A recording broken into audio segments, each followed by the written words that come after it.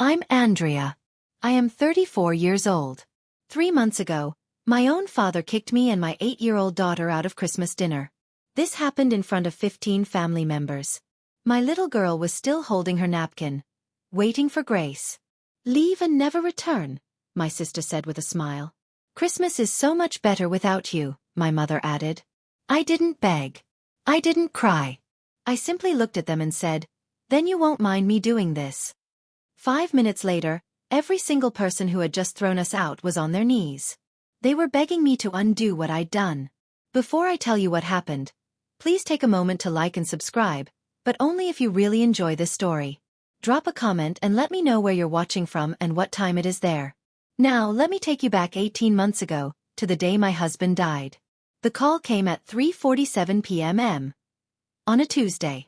I was parked outside Lily's elementary school, watching kids come out with their backpacks bouncing. My phone buzzed. Unknown number. I almost didn't answer. "Mrs. Out-Ton, this is Mercy General Hospital.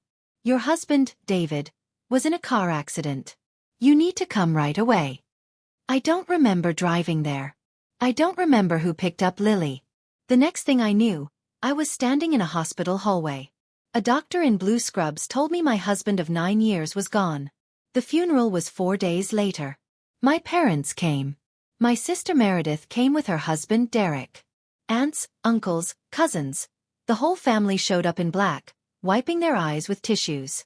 But here's what I remember most clearly. During the reception, I stepped into the hallway to catch my breath.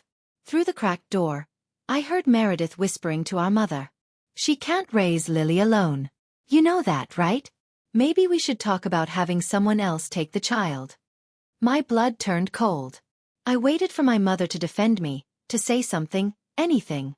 Instead, Patricia Out-Ton nodded slowly. "We'll discuss it later. Let her grieve first." I backed away silently. I told myself they were just worried, just concerned. Sisters say things they don't mean. At the burial, my father Gerald pulled me aside. His hand was heavy on my shoulder. "Andrea, you need to be strong now. David's gone. Crying won't bring him back." "Men." He caught himself. "People don't respect weakness. Pull yourself together." That was it. That was all my father said to me on the day I buried my husband. I didn't know then that this was only the beginning. 3 months after the funeral, the insurance settlement came through. $2. $3 million. David had taken out a policy years ago, back when Lily was born. "Just in case," he'd said. I remember rolling my eyes at him. We were 26. Nothing was going to happen. But something did happen. And now I was sitting in a lawyer's office signing papers, trying not to think about the price tag on my husband's life. The moment the money hit my account, everything changed. Meredith started calling twice a week. "Just checking in, sis. How are you holding up?" Her voice was full of sweetness I'd never heard before. My mother invited me and Lily to Sunday dinners every single week. "Family needs to stick together," she said. Even my father, who hadn't talked to me much since my wedding, suddenly wanted to catch up. The 4th Sunday dinner, Gerald cleared his throat at the head of the table. "Andrea, I've been thinking. You should let Meredith manage your finances. She's good with money. You've always been the creative type." I set down my fork. "I appreciate the concern, Dad, but I'm handling things fine." The temperature in the room dropped 10 degrees. Meredith jumped in, voice still sweet as honey. "We just worry about you, that's all. You've never dealt with this kind of money before." "I have an accountant and a financial advisor. David set it up before." I couldn't finish the sentence. After dinner, as I was gathering Lily's jacket, a frail hand caught my wrist. Grandma Margaret, 85 years old, sharp as a tack. She leaned in close. "Be careful with that money, child. I don't trust anyone in this room." Her eyes flickered toward her own daughter Patricia. "Including her." She pressed something into my palm, a folded piece of paper. "There's someone you need to call. We'll talk more soon." Before I could ask, Lily came running and Grandma shuffled away. I didn't open the paper until I got home. The paper was blank. No, not blank.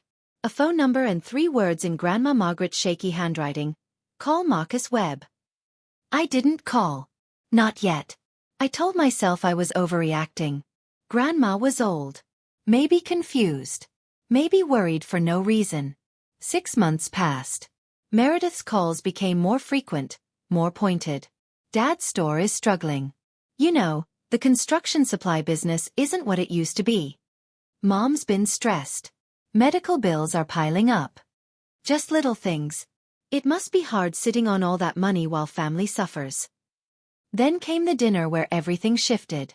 My mother called crying. Actually crying. Andrea, your father is about to lose the store. 30 years of his life gone. We might lose the house too. My chest tightened. Despite everything, they were still my parents.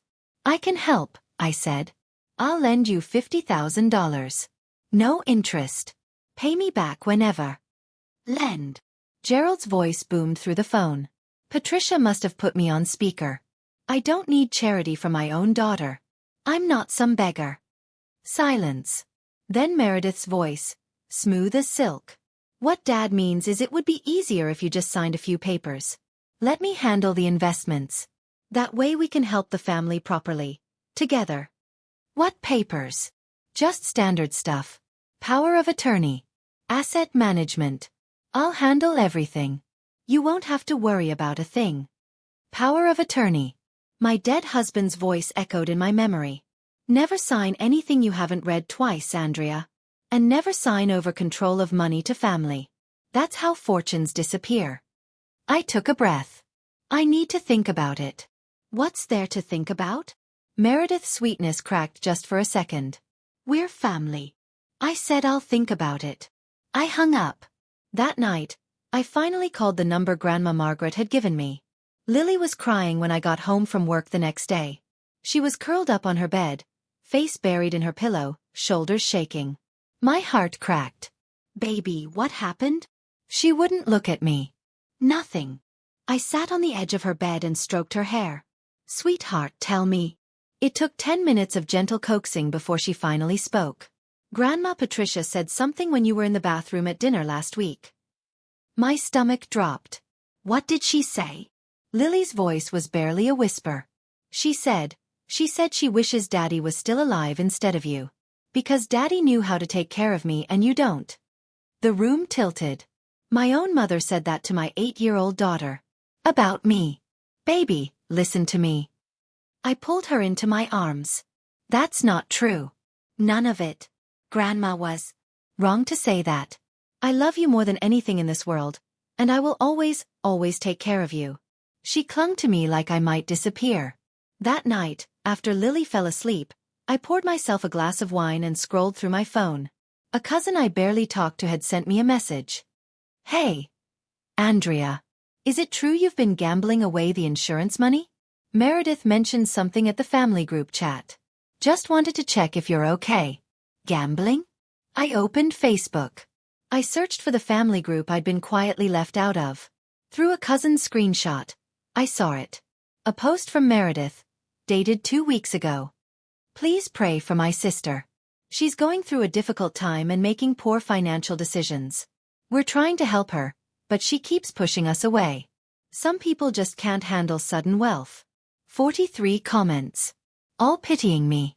All believing her. My hands were shaking. Marcus Webb's office was downtown, 14th floor, glass walls overlooking the city. He was younger than I expected. Mid-30s, kind eyes behind wire-rimmed glasses. When he shook my hand, I noticed the photo on his desk. Him and David at a college graduation, arms around each other, grinning. David was my best friend, Marcus said, noticing my gaze. We roomed together at State. He asked me to keep an eye on you and Lily if anything ever happened to him. His jaw tightened. I should have reached out sooner. I'm sorry. I sat down heavily. I don't even know where to start. Start with the power of attorney papers. I blinked. How did you? Your grandmother called me 3 weeks ago. Margaret Whitmore is sharper than people give her credit for. He pulled a folder from his drawer. She told me what your sister's been planning. I did some digging. He slid a document across the desk. Meredith contacted your insurance company 2 months ago.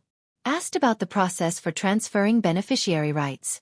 Said she was asking on behalf of the family. My blood ran cold. She what? It gets worse. Marcus opened another folder. I had a forensic accountant look into your father's business. Gerald's store isn't just struggling. It's bleeding money, bad investments, poor management. He's about 3 months from bankruptcy. And Meredith, her real estate business took a hit last year. She owes money to investors she can't pay back. He leaned forward. Andrea, they don't want to help you manage your money. They want to take it. I thought about Lily crying on her bed. About my mother's cruel words. About the Facebook post calling me a gambling addict. What do I do? Marcus tapped the folder. First, don't sign anything. Second, your grandmother called me about something else. Her will. Her will. She wants to change it. And she wants me to witness. 1 week before Christmas. The doorbell rang at 7 p.m. I wasn't expecting anyone. Meredith stood on my porch, designer coat, perfect makeup, a manila folder tucked under her arm. Her smile didn't reach her eyes. Can I come in? I didn't move. Lily's doing homework. This won't take long. She pushed past me into the living room. I closed the door slowly, buying time. What do you want, Meredith? She set the folder on my coffee table. I want you to sign these. For the family. I didn't touch it. I already told Dad no. You told Dad no. She tilted her head. You didn't tell me no. I'm telling you now. No. Her smile flickered. Andrea, I'm trying to help you. Help me by telling everyone I'm a gambling addict? Her face went blank for half a second. Then the mask slid back on. I never said addict.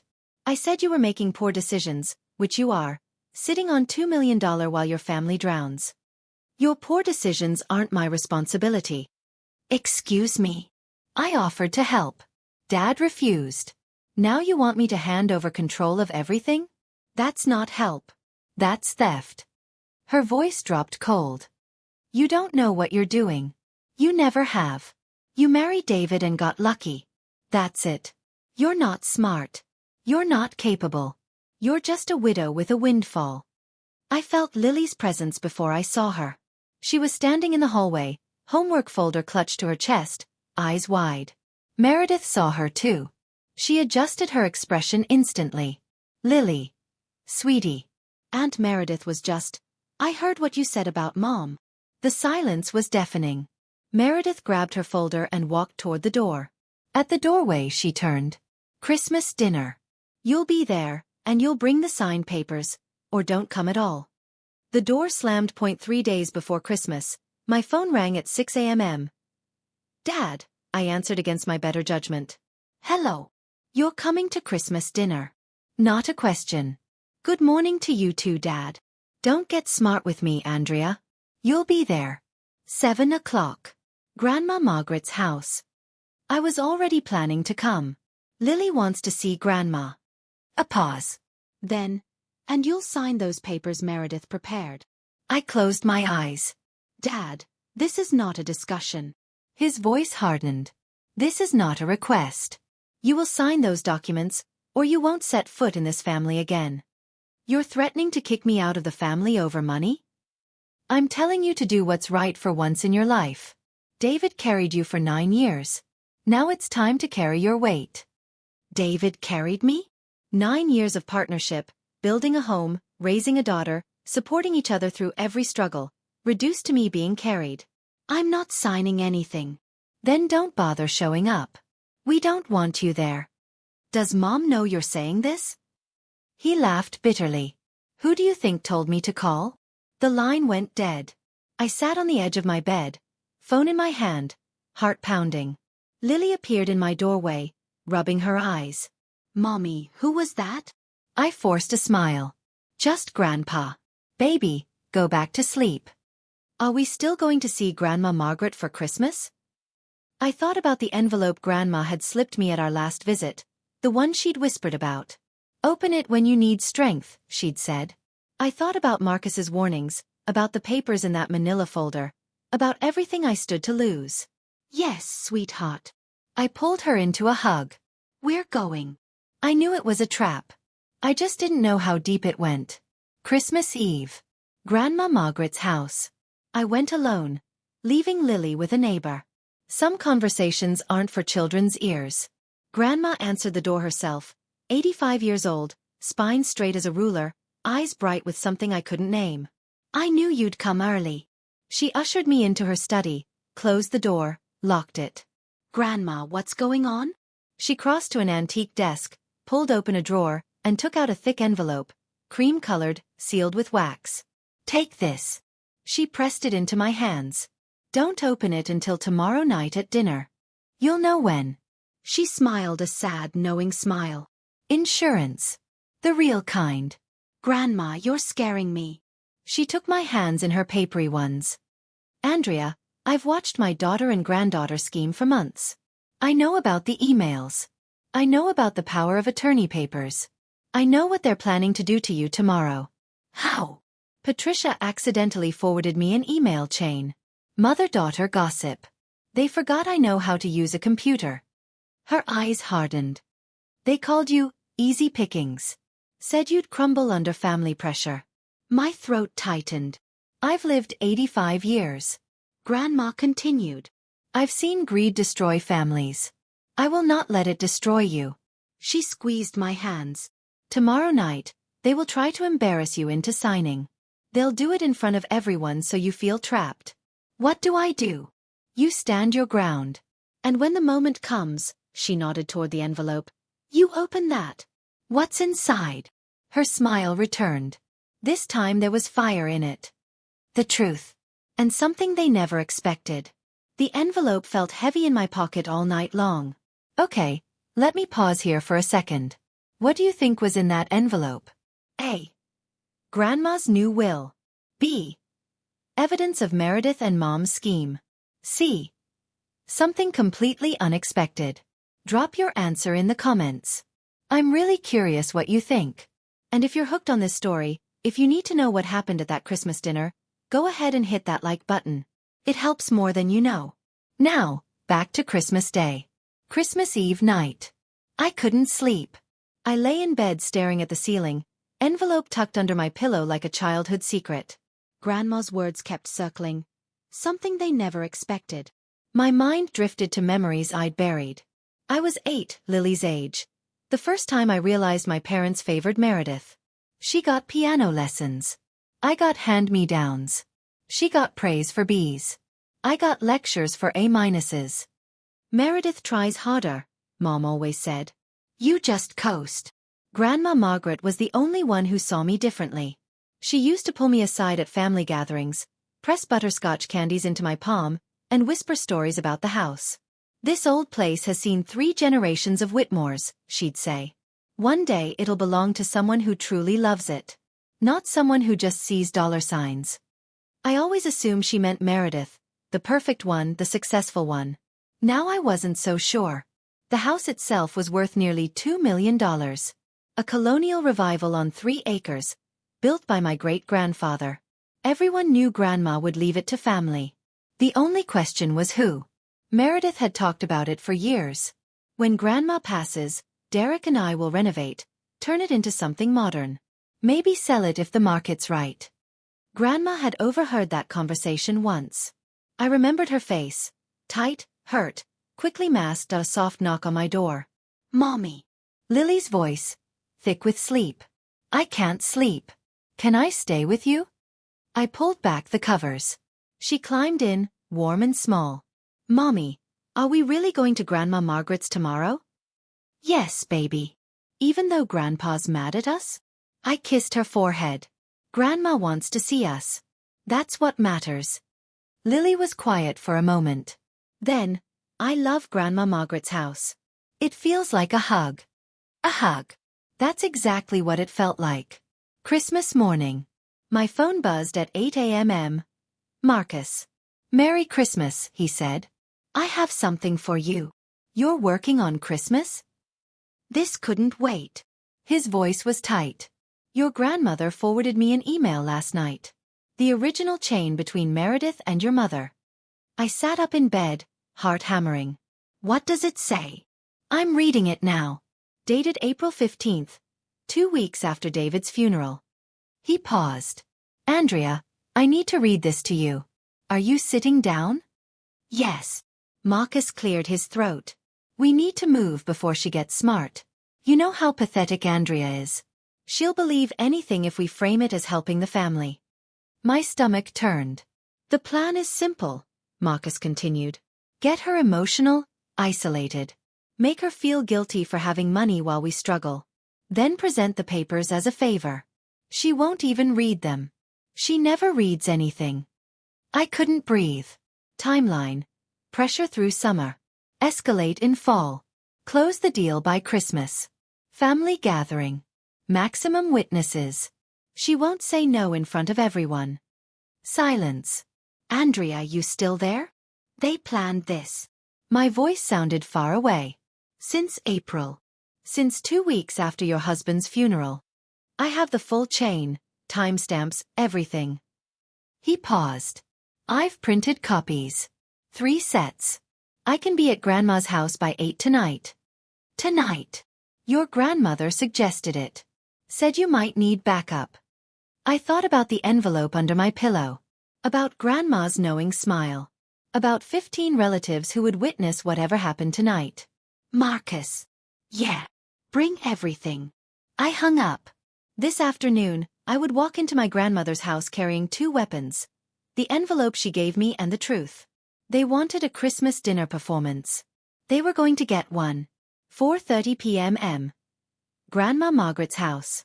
Lily held my hand as we walked up the cobblestone path. The old colonial glowed with warm light.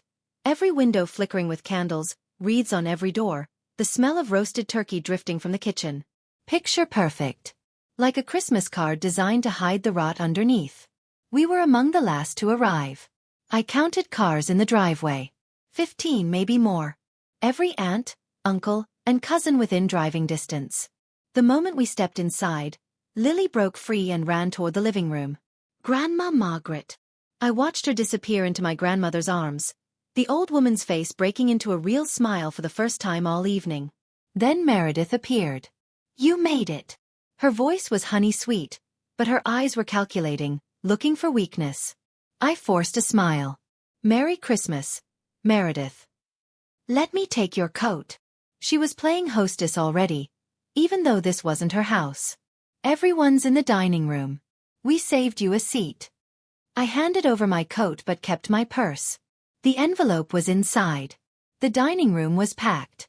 A long mahogany table stretched the length of the room, set with Grandma's fine china. Crystal glasses caught the candlelight. Laughter and chatter filled the air. But I noticed the looks. Cousin Rachel glanced at me, then quickly away. Uncle Tom whispered something to Aunt Betty. My mother's best friend gave me a pitying smile. They'd been briefed. I scanned the room for my parents. There, at the head of the table, Gerald sat like a king waiting for his court. Patricia beside him, dabbing her lips with a napkin, refusing to meet my eyes. And next to them an empty chair, waiting for me. Andrea, sweetie. My mother's voice rang out. Come sit. We've been waiting. The meal started normally enough. Turkey was carved. Wine was poured. Stories were exchanged. I kept my head down, cut Lily's meat, helped her with her vegetables, tried to breathe. Then, halfway through the main course, Meredith stood up. She clinked her wine glass with a fork. The room fell silent. Everyone, I hate to interrupt, but I have an announcement. Her voice carried, practiced, theatrical. Our family is facing a difficult situation, and I think it's time we address it openly. I felt every eye in the room shift toward me. Meredith continued. As most of you know, my dear sister Andrea lost her husband David 18 months ago. A tragedy for all of us. Murmurs of sympathy. A few people nodded solemnly. What you may not know is that Andrea received a large insurance settlement. Life-changing money. Meredith paused for effect. And we, as a family, are concerned about how she's managing it. My hands clenched under the table. Lily looked up at me, confused. We've tried to help her privately. We've offered guidance. But Andrea has refused to listen. Meredith's voice cracked perfectly. A rehearsed waver. So today, in front of everyone who loves her, I'm asking my sister to let us help. To sign a simple document allowing me to co-manage her finances. She pulled a folder from beneath her chair, the same manila folder she'd brought to my house. It's for her own good. For Lily's future. She looked directly at me, eyes glittering. What do you say, Andrea? Will you accept your family's help? 15 faces turned toward me. Some pitying. Some expectant.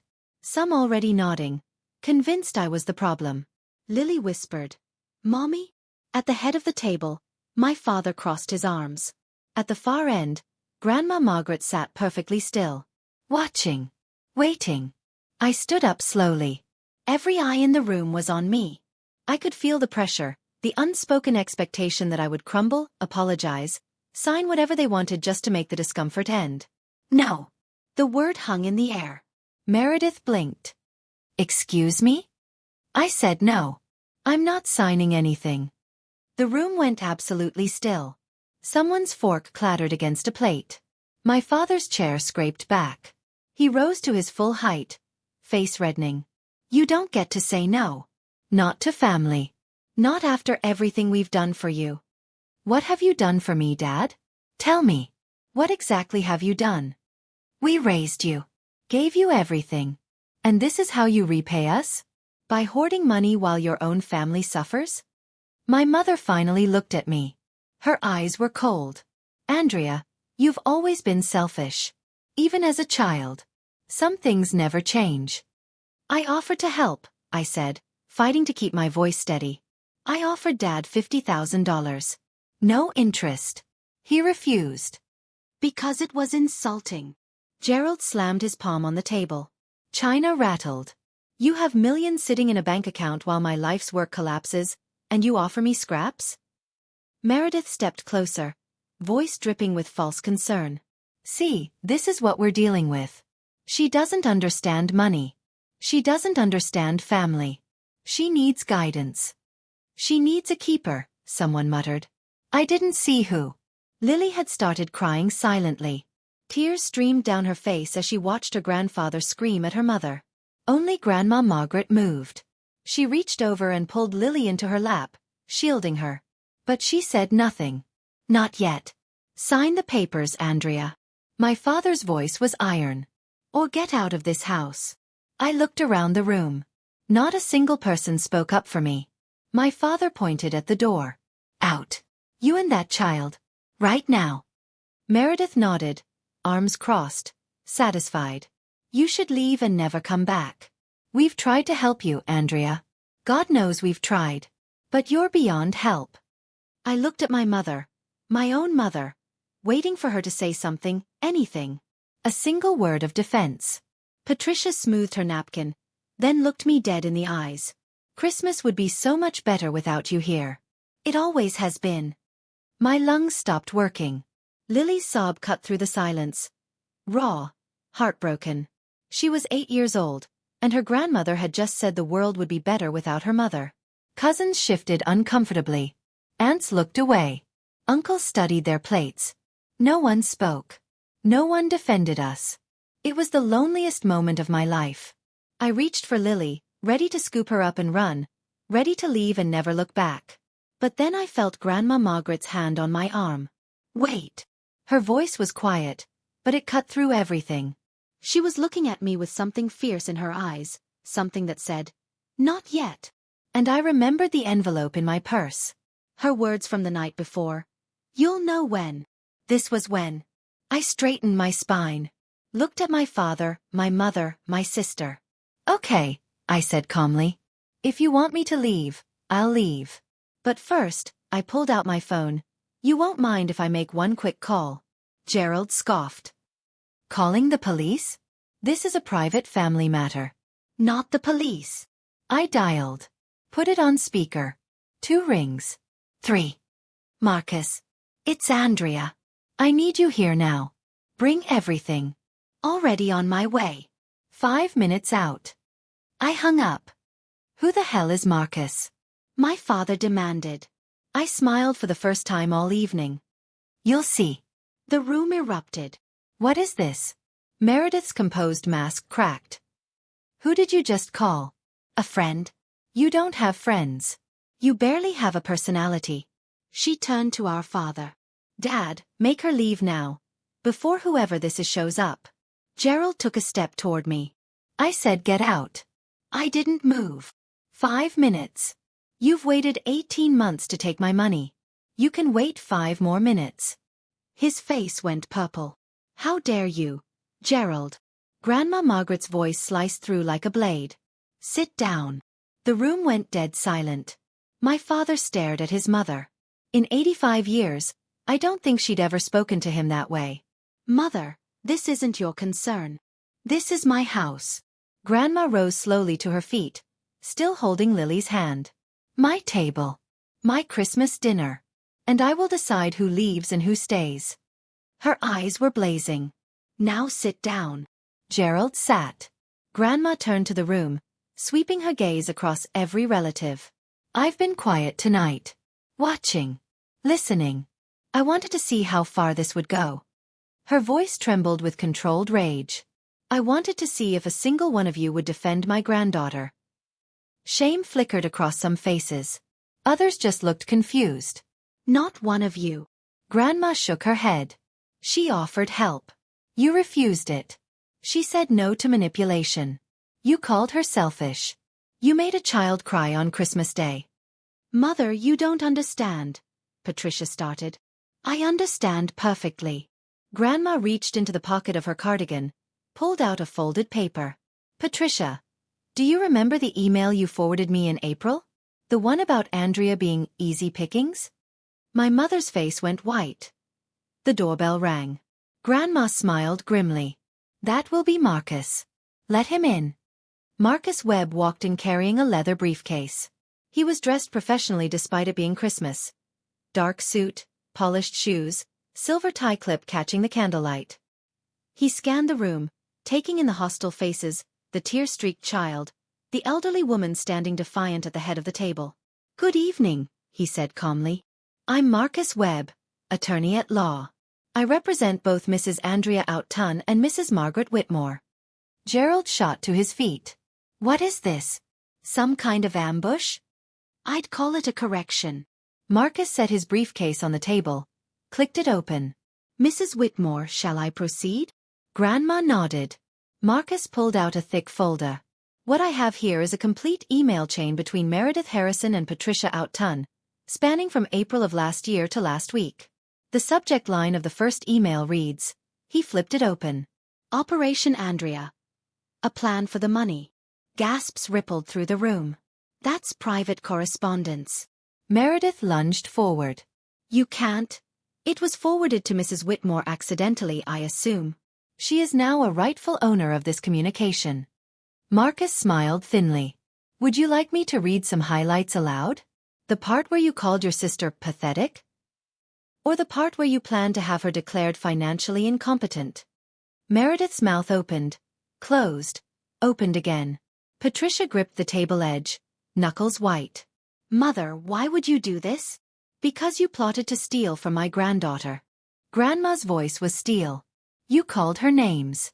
You told her daughter that the world would be better without her mother. On Christmas. She pointed a shaking finger at Patricia. You are my daughter. And I am ashamed of you. Patricia flinched like she'd been slapped. The room was utterly silent. Marcus reached into his briefcase again. Now for the second document. Marcus held up the emails for everyone to see. I'll read one excerpt. April 15th, 2 weeks after David Outton's funeral. From Meredith to Patricia. He cleared his throat. We need to move fast. Andrea's always been weak. She'll cave under family pressure, especially at a holiday gathering. Dad's store gives us the perfect cover story. We're not taking her money. We're helping the family. Once she signs the POA, we control everything. She won't even know what hit her. Cousin Rachel's jaw dropped. Uncle Tom leaned forward, face dark. Murmurs spread through the room like wildfire. That's taken out of context. Meredith's voice cracked. I was just worried about her. May 3rd, Marcus continued, unmoved. Update. Told the family group that Andrea's gambling. Plants the seed. When we finally get control, no one will question it. More gasps. Aunt Betty turned to Patricia. You told us Andrea was gambling. Was that a lie? Patricia opened her mouth, closed it. It was strategic messaging, Meredith said quickly. To prepare the family. To manipulate the family, Grandma cut in. To isolate my granddaughter so completely that when you stole her money, no one would believe her. Gerald stepped forward. Now hold on. This is all circumstantial. Email chains can be faked. Marcus pulled out another document. Certified letterhead, official stamps. These emails were authenticated by a digital forensics expert this morning. Timestamps verified. IP addresses traced to devices owned by Mrs. Harrison and Mrs. Patricia Out-Ton. He set it on the table. Anyone who would like to verify the authenticity is welcome to review the certification. No one moved. Meredith was shaking now. Her perfect mask had crumbled completely. Andrea, please. Her voice was small. I can explain. I finally spoke. I'm done listening to explanations. Can you guess what's in the second document Marcus is about to show? I'll tell you in just a moment. But first, if you're sitting there feeling your heart race like mine was that night, do me a favor. Hit subscribe and turn on notifications. I promise the ending is worth it. Also, if you've ever dealt with toxic family members who only showed up when money was involved, I see you. Comment below. Okay, back to that dining room. Marcus reached into his briefcase one final time. He pulled out a document bound in blue legal paper. Official seal, notarized signatures. This, he said, is the last will and testament of Margaret Ellen Whitmore, executed 3 weeks ago. Witnessed by myself and 2 independent parties. The temperature in the room dropped 10 degrees. Patricia stood so quickly her chair fell over. Mother, what did you do? Grandma Margaret remained seated, hands folded in her lap, perfectly composed. I did what I should have done years ago. I protected the people who actually deserve protection. Mother, you promised. I promised nothing. Grandma's voice was ice. You assumed. Meredith assumed. Everyone in this family assumed they knew what my will contained. She smiled coldly. You assumed wrong. Marcus opened the document. Read aloud. I, Margaret Ellen Whitmore, being of sound mind, hereby give my primary residence at 742 Whitmore Lane, including all land, structures and contents, valued at approximately $1.8 million, to my granddaughter, Andrea Louise Out-Ton. The envelope Grandma had given me. I finally understood. She'd given me a copy of the will days ago. Just in case. Chaos. Meredith screamed. Actually screamed. No. That house was supposed to be mine. We talked about this. Renovations. You talked about selling my family's home for profit. Grandma's voice cut through. I listened. And I made my decision. Gerald slumped into his chair like a puppet with cut strings. Mother, everything we planned, everything you planned, Grandma corrected, was built on the assumption that I would reward cruelty and greed. I won't. Patricia was crying now, mascara streaking down her face. You're leaving everything to her? After all we've done for you? What have you done for me, Patricia? Grandma's eyes were fierce. Besides lie, scheme, turn my Christmas dinner into a public execution of your own sister? Silence. Marcus closed the will. Mrs. Out-Ton. He turned to me. You are now the sole heir to this property. Patricia dropped to her knees right there in front of everyone, on Grandma's antique Persian rug. Andrea, baby, I didn't mean it. Any of it. I was just trying to help the family. We were scared. Your father's business. I never meant to hurt you. I watched my mother grovel. The woman who told my daughter the world would be better without me. The woman who plotted for 18 months to steal my inheritance. Gerald stood frozen, mouth opening and closing like a fish. Meredith tried a different approach. She grabbed my arm, tears streaming down her face. Real tears this time. I'm sorry. I'm so sorry. I was desperate.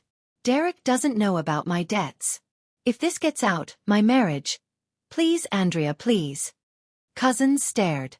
Aunts covered their mouths. Uncle Tom shook his head slowly, disgust written across his face. I heard whispers. I can't believe they lied about the gambling. All this over money? On Christmas? Poor Andrea. Poor Lily. Lily. I looked at my daughter, still nestled in Grandma Margaret's arms, watching her aunt and grandmother beg on the floor. She was only 8. She shouldn't be seeing this. I gently pulled my arm from Meredith's grasp. Everyone, please get off the floor. Patricia looked up, hope flashing in her eyes. You'll forgive us? You understand? We were just... I understand perfectly. I kept my voice calm, level. You lied to the entire family about me. You tried to steal from me. You made my daughter believe I was worthless. Andrea, I don't need to stand here and watch you cry. I just need you to know that I see you. All of you. And I'm done pretending I don't. I walked over to where Meredith was still kneeling. I crouched down, met her eyes.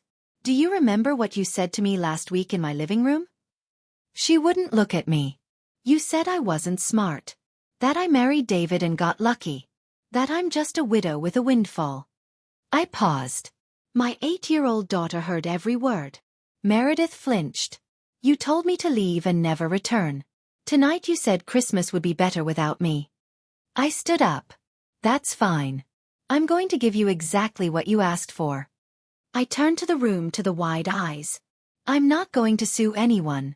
I'm not going to press charges. I'm not interested in revenge. My voice was steady, strong.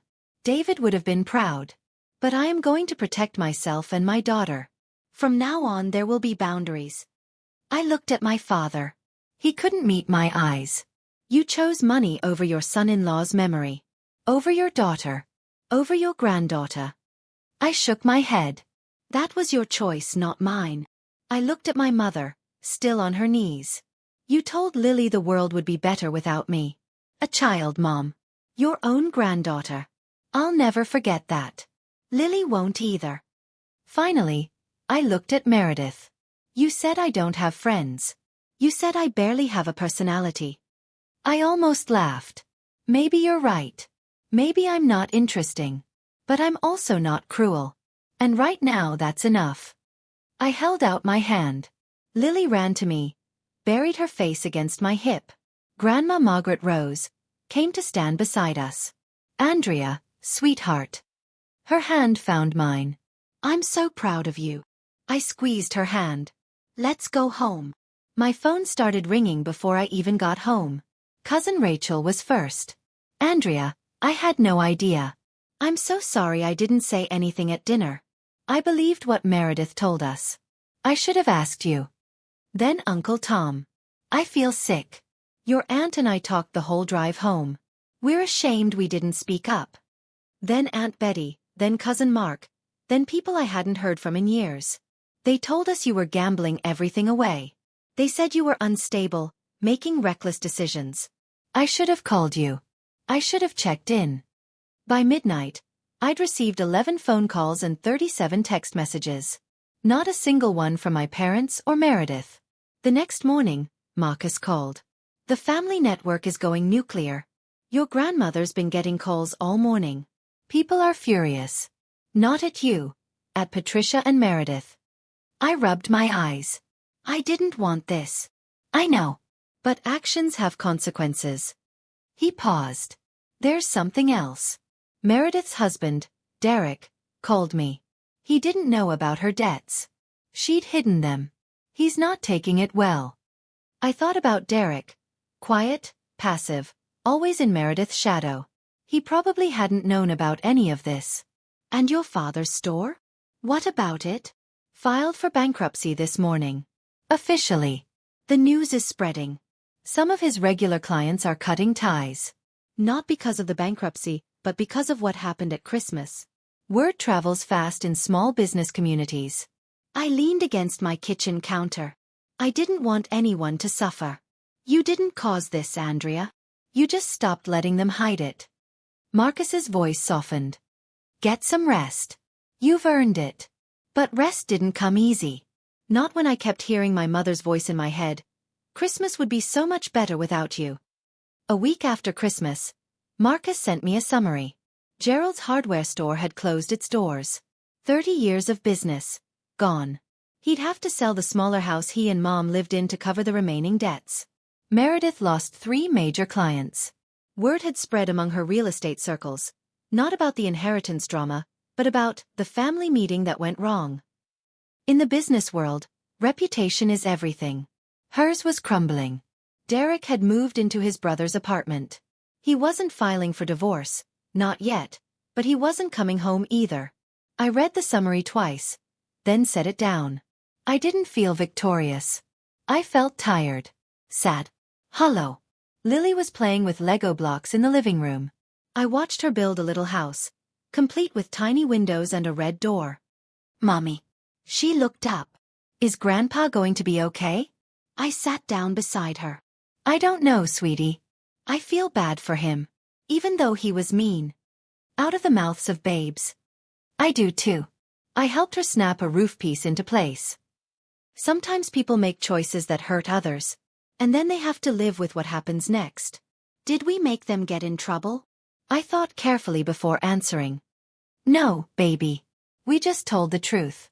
What happened after, that was because of choices they made, not us." She considered this.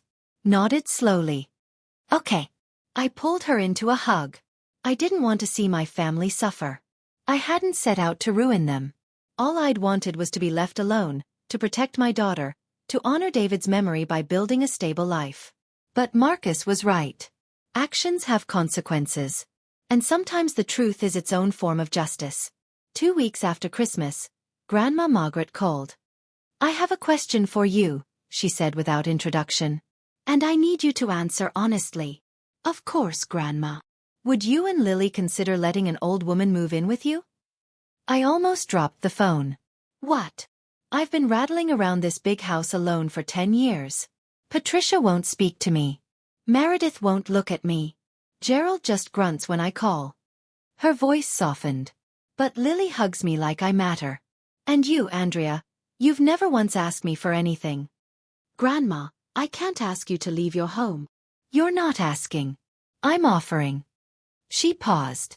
"The house is yours technically, after I'm gone. But until then, I don't want to live in it alone anymore. I want to be somewhere I'm actually wanted." My throat tightened. I thought about our small apartment. 2 bedrooms, a cramped kitchen. Nothing like the colonial mansion Grandma had called home for 60 years. "Our place is tiny," I warned her. "And Lily has nightmares sometimes. And I can't cook nearly as well as you." "Andrea." Her voice was warm. "I don't need a mansion. I need a family. A real one." I heard Lily in the background asking who I was talking to. "Hold on, Grandma." I covered the phone. "Lily, how would you feel if Grandma Margaret came to live with us?" Her face lit up like the Christmas tree we never got to enjoy. "Really? Like forever?"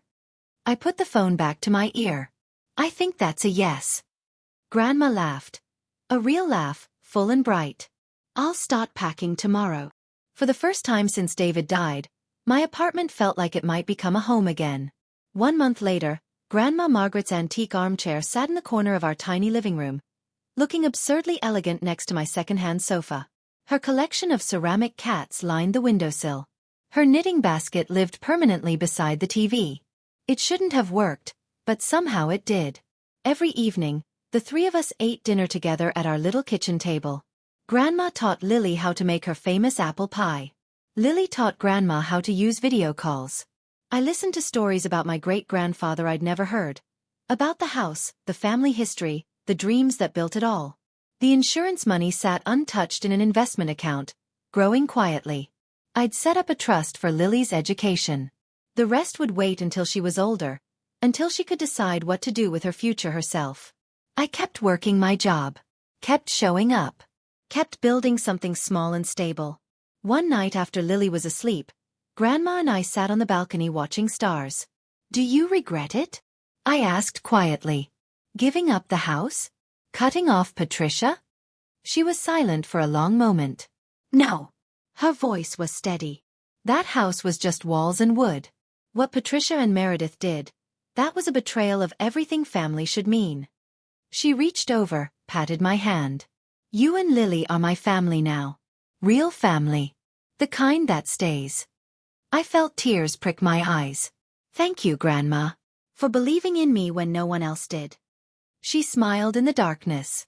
You didn't need my belief, Andrea. You just needed to believe in yourself.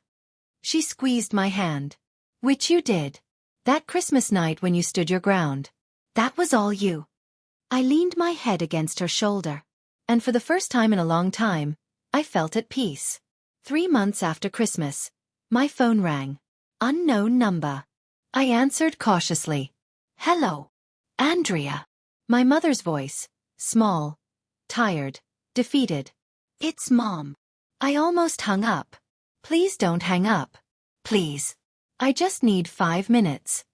I walked to the balcony, closed the door so Lily wouldn't hear. I'm listening. I know what I did was unforgivable. The things I said to you, to Lily, Patricia's voice cracked. I can't take them back. I wish I could. You told my daughter the world would be better without me. Silence. Then, I know. I was so scared, Andrea. Your father was falling apart. Meredith kept saying this was the only way. I let myself believe it because it was easier than standing up to them. That's not an excuse. It's not. You're right. She was crying now. I'm not asking you to forgive me. I wanted to hear Lily's voice. Just once. It's been 3 months. I watched the city lights blink below. Yes. I'm not going to pretend everything is fine. I'm not going to let you hurt Lily again. But, I took a deep breath. I'm also not going to punish you forever. That's not who I want to be. What does that mean? It means I need more time. A lot more time. And when I'm ready, if I'm ever ready, I'll reach out. I paused. But the reaching out has to come from me, not you. Do you understand? Yes. Her voice was barely a whisper. Yes, I understand. Okay. Andrea. What? I'm sorry. I'm so sorry. I let those words hang in the air. Then quietly, I know, Mom. I know. I hung up. I wasn't ready to forgive. But I wasn't consumed by hatred either. That felt like progress. After that call, I started journaling. Just a cheap notebook from the dollar store. A few pages every night after Lily went to sleep. Tonight I wrote, I used to think family meant accepting whatever they threw at me. Keeping the peace at any cost. Smiling through insults because blood is thicker than water. I was wrong. Family is not a free pass to hurt people. Love is not supposed to come with conditions. And peace built on silence isn't peace at all. It's just suffering with a smile. My father called me selfish for not signing over my money. My mother said Christmas would be better without me. My sister planned for 18 months to steal everything I had. But here's what they didn't expect. I survived. I survived because I finally understood something David always told me. You're stronger than you think, Andrea. You just have to stop waiting for permission to be strong. I stopped waiting. I stood up. I said no. I chose my daughter over approval. My self-respect over belonging. And somehow, on the other side of all that pain, I found something I didn't expect to find. Peace. A real family. Smaller now, but truer. A home that feels safe. And a future I get to build myself, one day at a time. Grandma's voice called from the kitchen. Andrea, the cookies are ready. Lily's footsteps thundered down the hall. Cookies. I closed the notebook, smiled. There would still be hard days. There would still be moments when my mother's words echoed in my mind, when I wondered if I'd done the right thing. But tonight, there were cookies. And laughter. And the 2 people who mattered most in the world. That was enough. That was everything. And that's my story. If you've ever had to protect yourself or someone you love from toxic family members, I see you. I understand. And I hope you know you're not alone. Drop a comment and tell me. Have you ever had to draw a hard boundary with family? I'd love to hear your story. If you want more stories like this, check the links in the description and subscribe if you haven't already. Thank you for listening. Until next time.